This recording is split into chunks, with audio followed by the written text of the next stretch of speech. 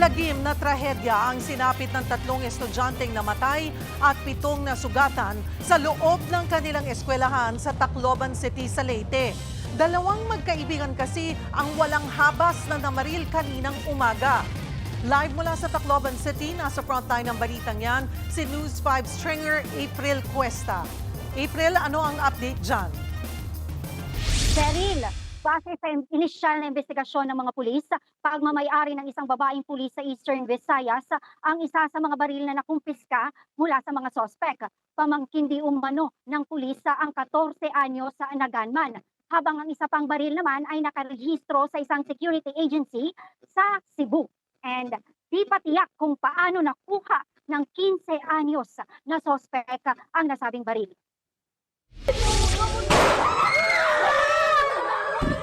Umiiyak sa takot habang nagtatago sa ilalim ng lamesa ang mga estudyante sa Tacloban City. Ilang saglit pa, umalingaw-ngaw ang putok ng baril.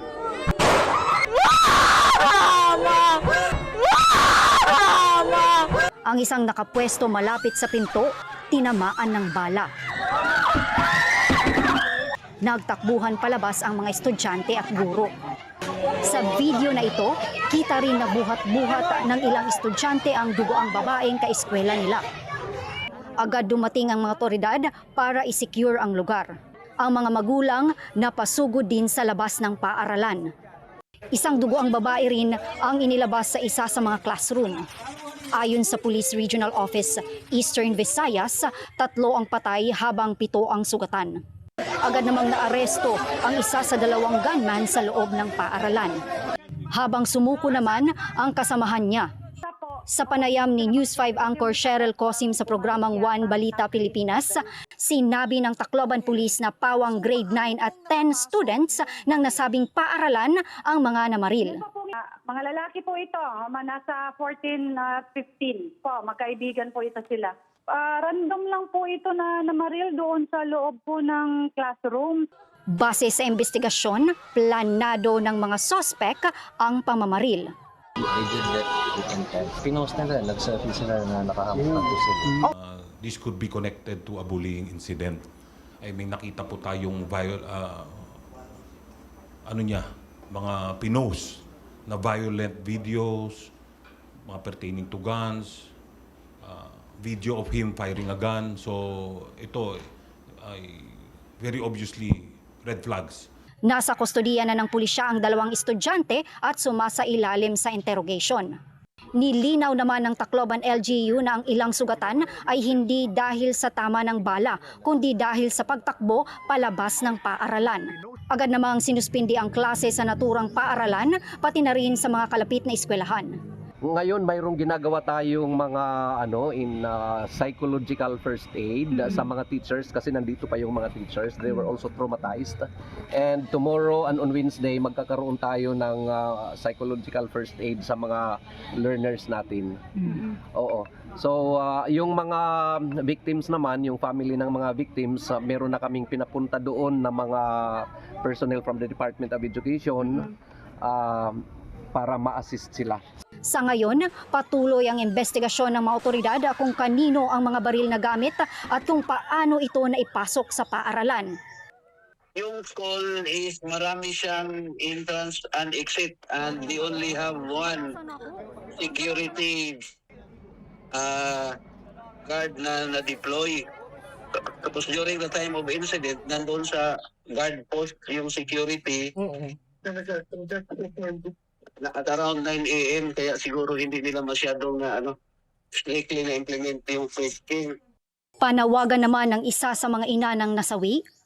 Ginaaro po gusto ko lang at tumakasuhan ang tag-iyahad to nga mga pusil. Nakikipag-ugnayan na ang Department of Education Eastern Visayas sa pulisya kasunod ang nangyaring pamamaril.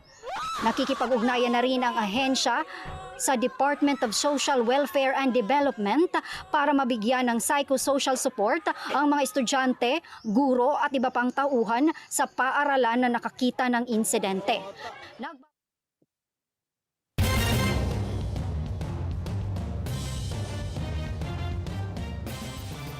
Nakikipag-ugnayan na ang Department of Education sa mga kapulisan sa nangyaring pamamaril. nakipag-usap na rin po sila sa ahensya ng Department of Social Welfare and Development para naman sa psychosocial support ng mga estudyante, guro at tauhan na nakakita ng nasabing insidente. April, Balik sa'yo, Cheryl. April, may impormasyon na ba tungkol nga dun sa pulis na tita ng isa sa mga suspect, di ba? Kung saan nga daw nakuha nila yung mga baril. Anong reaksyon dyan ng pulisya? Opo. Sa ngayon po, hinihintay pa po namin yung another statement po ng Tacloban City Police Office po sa ngayon. Wala pa po kasi silang nilalabas po na statement regarding naman po doon sa may-ari po ng baril o kung saan nakakuha ang suspect. Mhm. At April, oo, nasa investigasyon pa rin, ano? Ongoing pa rin yung investigation ng mga pulis. Pero may mga ibinahagi na ba silang iba pang impormasyon mula doon sa mga salaysay ng mga nakakita ng insidente? Base naman po sa pag-iikot ko kanina, hindi naman po ito as in yung official na statement ng mga kapulisan, pero naikot ko po at may mga nakausap po ako na mga magulang at mga estudyante. Medyo grabe po talaga ang experience nila doon sa pamamaril kasi nga umikot lang itong mga estudyanteng ito, yung dalawang estudyante na may dalang baril mula yung blue na room from grade 7 to grade 10 at hindi nila nabuksan kasi nga medyo naka-ready yung mga estudyante at yung mga teacher dun sa mga classroom. Inilak nila lahat at pumunta sila sa floor at dun po sila dumapa po sila doon para hindi sila matamaan ng bala. So dun sa pinaka-last na mga room sa grade 9 and 10, dun po nakatama na kasi nga yung mga kabataan nagulat o nang biglang pilit na pasukin yung classroom at dun nga may mga natamaan na mga estudyante. Sabi din ng mga magulang, malaki o grabe ang trauma na na-experience ng kanilang mga anak. Pati nga rin sila ay napatakbo dito sa eskwelahan para tingnan kung kumusta ang kanilang mga anak. Pero after nung nahuli yung mga suspect, yung mga guro, nung makita nila na secure na, unti-unti nilang pinauwi yung mga kabataan at yung mga staff naman naiwan sa paaralan at nagkaroon sila ng mga sunod-sunod na conference.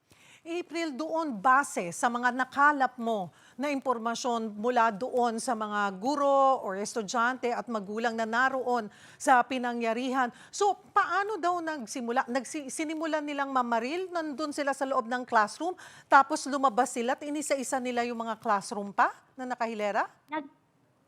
Miss Cheryl, nag-ikot daw po itong mga kabataang ito dun sa blue na room o mga classroom at isa-isa dun sila nag-random na bumaril po.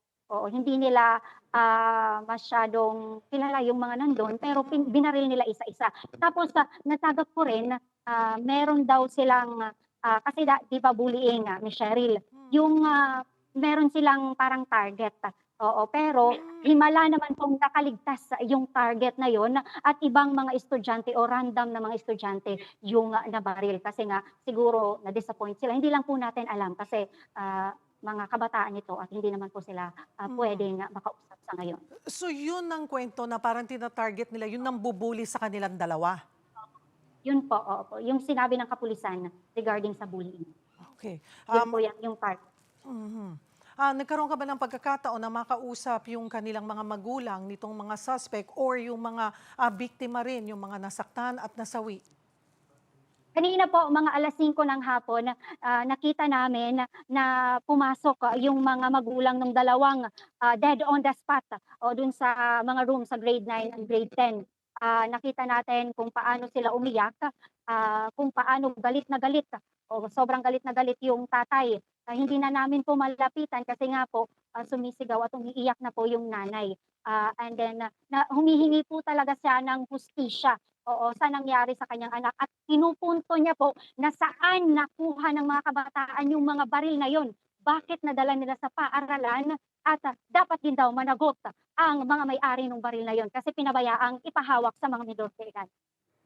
Maraming salamat, News 5 stringer April Cuesta. Mga kapatid, Cheryl Cosing po. Maging maalam at may pakialam sa mga napapanahong issue at headlines.